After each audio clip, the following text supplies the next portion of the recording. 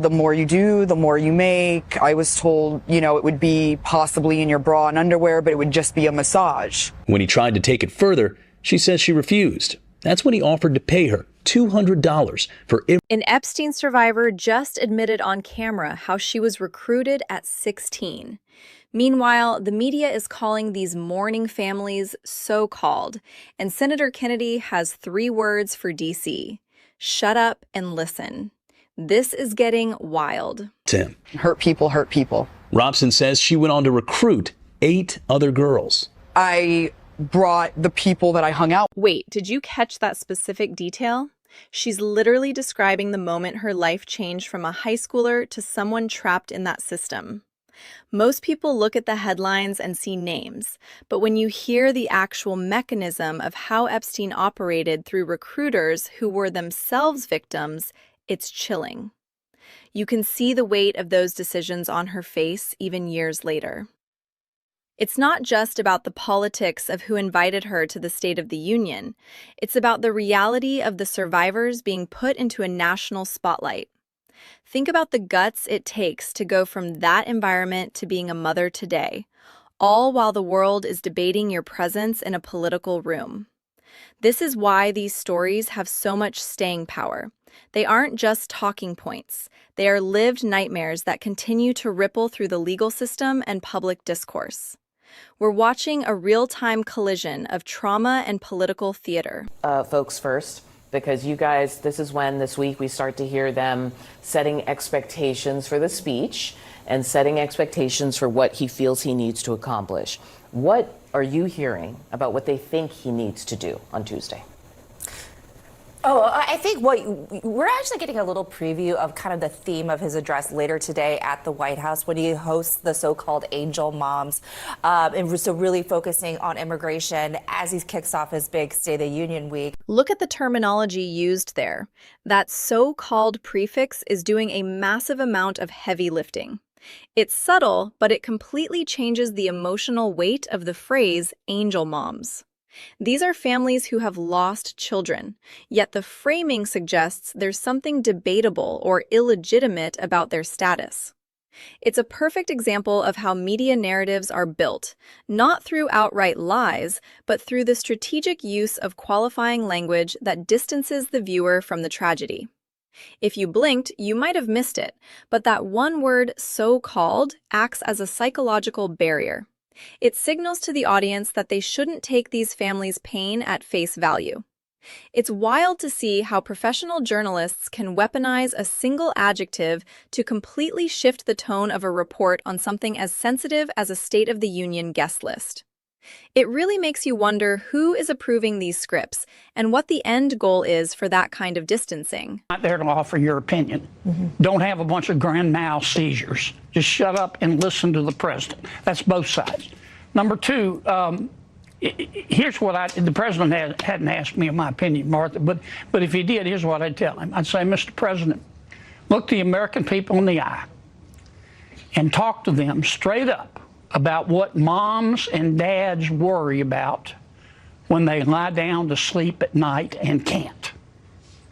And they're worried about a lot of things, but one in particular is the cost of living. Another is Iran. I could go on, but don't get off on tangents.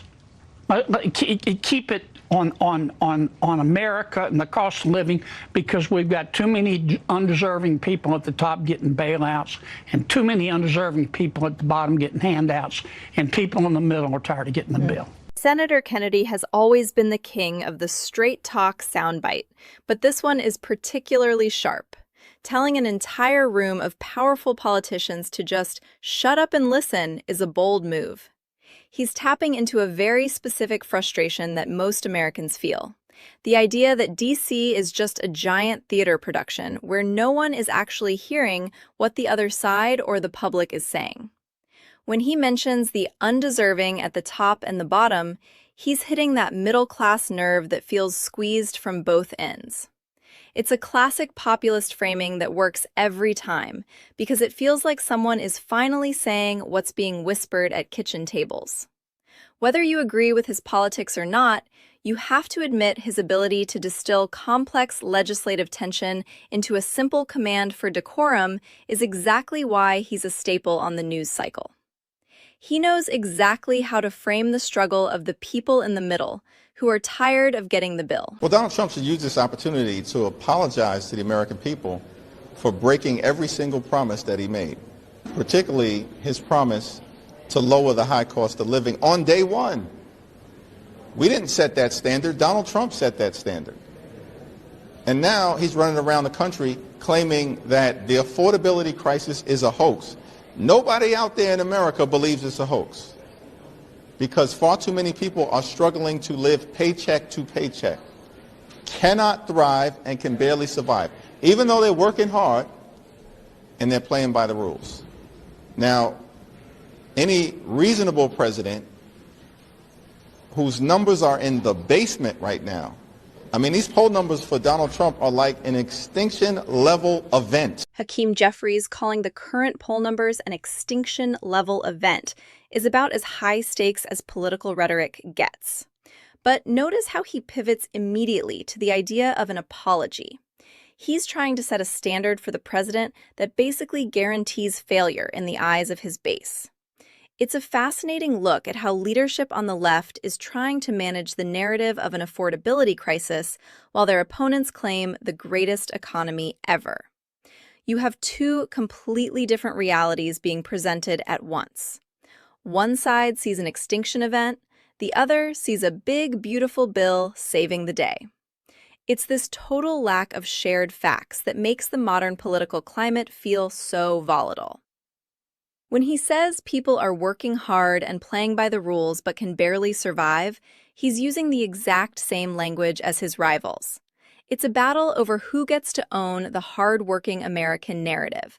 And right now, both sides are digging in for a long fight. Would be just lots of stories of dead Americans killed by immigrants, just hauling all that out again. Like, yeah, Lincoln Rally Act stuff. They like to do a lot of stories. They're of like previewing that today. Very sympathetic Americans who are somehow, I mean, they're, I don't want to say they're good at that, but they are at least adept at trying to find those stories.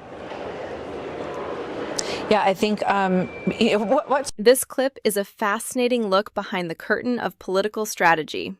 Hearing someone from the Obama team talk about how the opposition is adept at finding sympathetic stories of dead Americans reveals the cold calculus of political communication. To them, these tragedies are stories to be hauled out. It's a reminder that in the world of high-stakes campaigning, even the most heartbreaking human loss is viewed through the lens of optics and narrative control. Notice the phrasing, "I don't want to say they're good at that." It's a backhanded compliment that acknowledges the emotional power of these stories while trying to dismiss them as a mere tactic. It really makes you question where the line is between highlighting a legitimate issue and exploiting a family's grief for a campaign cycle. This kind of rhetoric is exactly what fuels the deep-seated cynicism many people feel toward the political establishment. It's not about the tragedy itself, it's about how many votes that tragedy can move. The guest list is set and the lines are drawn.